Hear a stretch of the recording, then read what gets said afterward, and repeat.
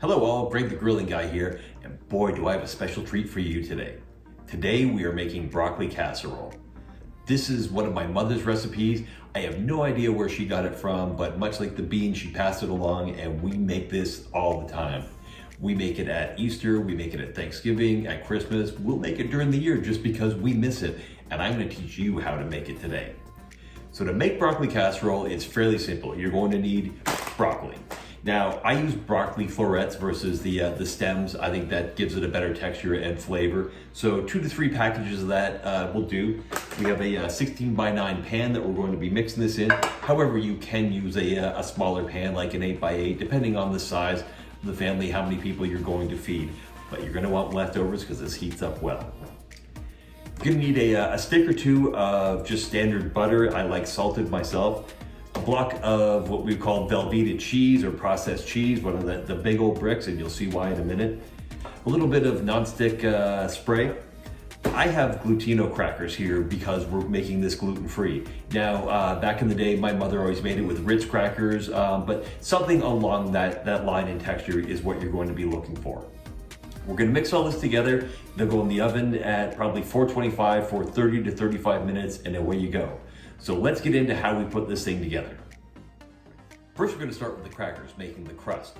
Now, I used 3 boxes of these glutino crackers. I think that accounts to about 13 ounces worth of crackers. I have no idea what that means in the world of Ritz crackers, but I used 3 whole boxes. You could probably get away with 2 to 2.5. I just like a thicker crust on there. So I've taken the crackers out. I spared you having to watch me put these into a bag, but I put them into a gallon freezer storage bag. And this is going to just make it easier for the crushing up. You could probably do it in a bowl. This is just how Mom did it, and so I'm going to keep doing it that way. So you take the bag, seal it up, take your basic roller, and just start crushing it down.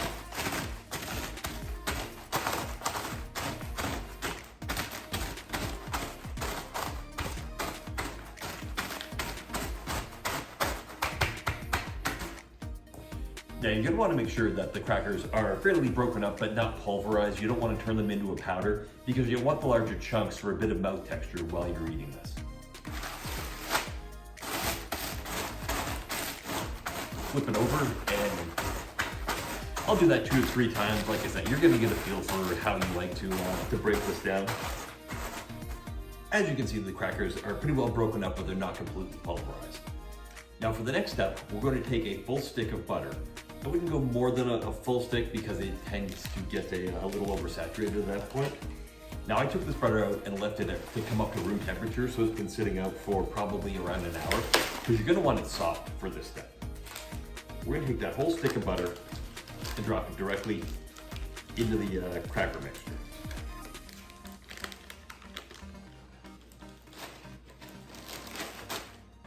Now this is where these gloves are going to come in handy.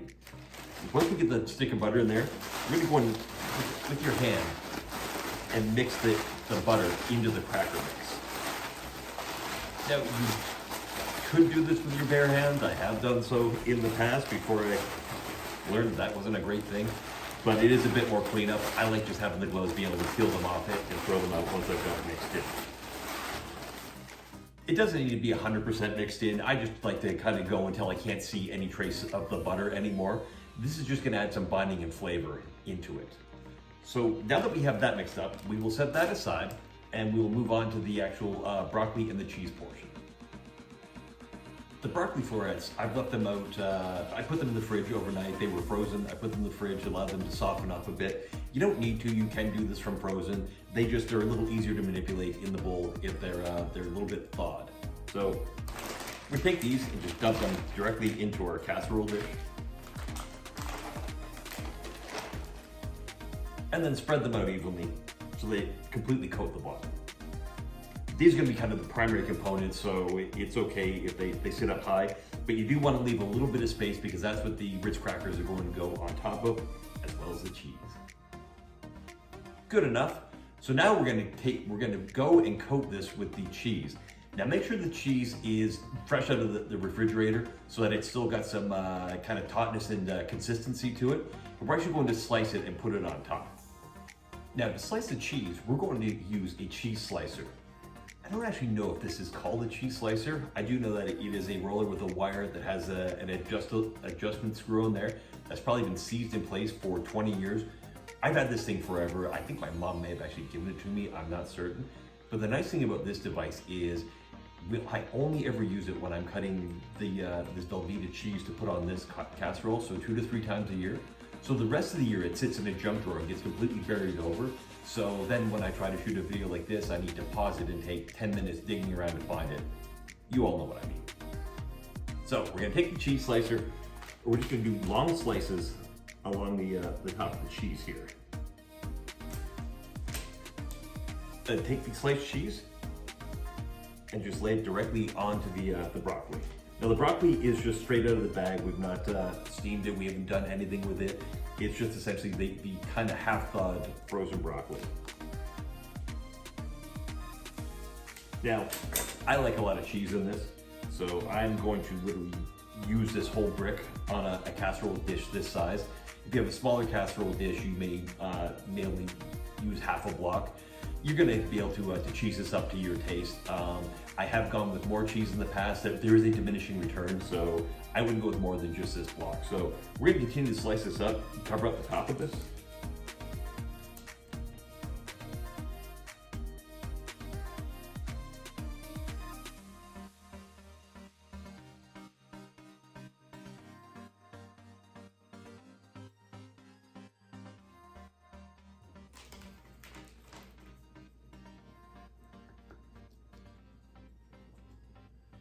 And with that, we are at cheese perfection. Now that we have this completely coated with cheese, we're going to add the crushed crackers that we did earlier.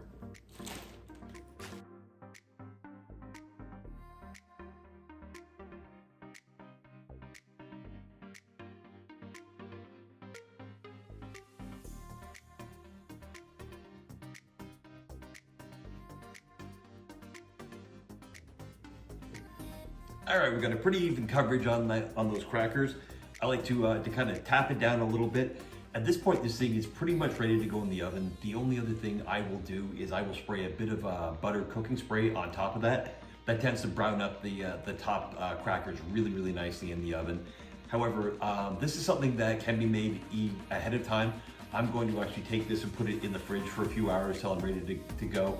As I say, probably 425, 30 to 35 minutes. Just keep an eye on it that it doesn't catch too much on the top, but that seems to be just enough time for all the cheese to melt and the crackers to brown up. But this is an absolute hit. Like I say, my mom made this all the time. So thank you, Mom. Everybody, enjoy.